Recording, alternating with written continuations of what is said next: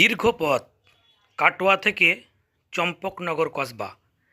এই দীর্ঘ পথ পায়ে হেঁটে জল দেবে ভক্তেরা চাঁদ সওদাগরে প্রতিষ্ঠিত শিবলিঙ্গ রামেশ্বর ও বানেশ্বরের শিবের মাথায়। এই দীর্ঘ পথ হেঁটে আসা ভক্তেরা গ্রামেরই বিভিন্ন মনসা মন্দিরে রাত যাপন করবে। তারপর সকালবেলায় যাবে কসবাতে শিবের মাথায় জল ঢালতে। গ্রামেরই ছেলে পীযূষ মাঝি বিশিষ্ট সমাজসেবক এগিয়ে আসে এবং এই ভক্তদের পা ধুয়ে দেয় এবং গামছা দিয়ে মুছে দেয়। তাদের টিফিনের ব্যবস্থা করে, জলের ব্যবস্থা করে, রাত্রিবেলায় তাদের পাগুলোতে মুভ দিয়ে মালিশ করে দেয় এবং রাত্রে খাবারের ব্যবস্থা করে।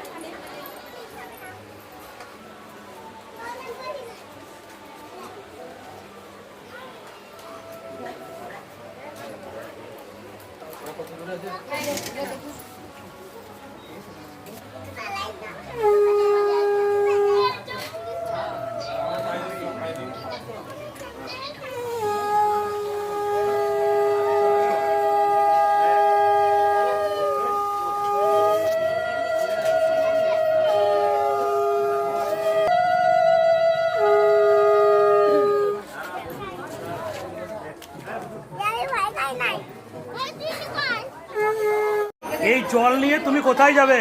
আমরা কসবা চম্পকনগর। কোথা থেকে জল নিয়ে আসছো? কাটোয়া থেকে। কবে গিয়েছিলে?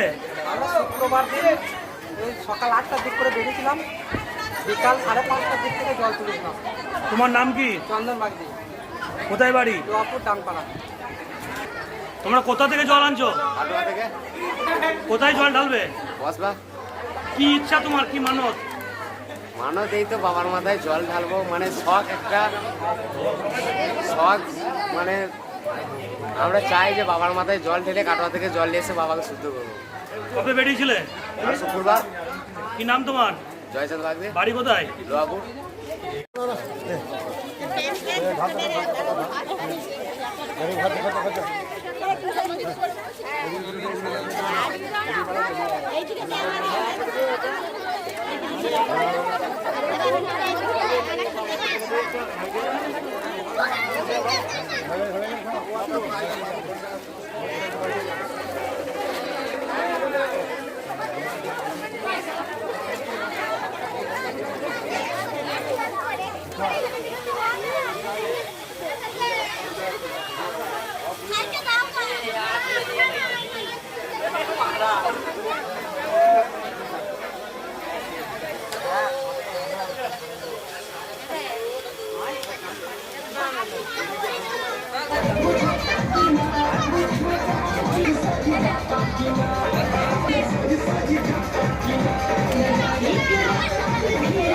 বলবো, কসবা শিব মন্দিরের উদ্দেশ্যে আমাদের লোহাপুর গ্রাম থেকে কিছু পুণ্যার্থী কাটোয়া থেকে জল নিয়ে এসে কালকে সোমবার আমাদের কসবা শিব মন্দিরে জল ঢালবে। তো লোহাপুরের কিছু পুণ্যার্থী আছে যারা নিজে নিজে পাড়ায় ঠাকুর স্থানে এসে স্থান নিচে রাত্রে স্টে করবে, কালকে মর্নিংয়ে কসবার উদ্দেশ্যে যাবে। তো আজকে আমরা তাদের উদ্দেশ্যে কিছু টিফিন এবং কিছু জলযোগের ব্যবস্থা করেছিলাম এবং রাতে কিছু খাওয়া দাওয়ার যথাসাধ্য চেষ্টা করব। যত পুণ্যার্থী আছে লোহাপুর গ্রামের পূর্বপাড়া, মাঝের পাড়া এবং ডানপাড়া যত পুণ্যার্থী আছে সবাইকে সেবা করার চেষ্টা করব। আপনার নাম ও পরিচয়? আমার নাম পীযূষ মাঝি, আমি এই সমাজসেবামূলক কাজের সঙ্গে যুক্ত আছি। ধন্যবাদ।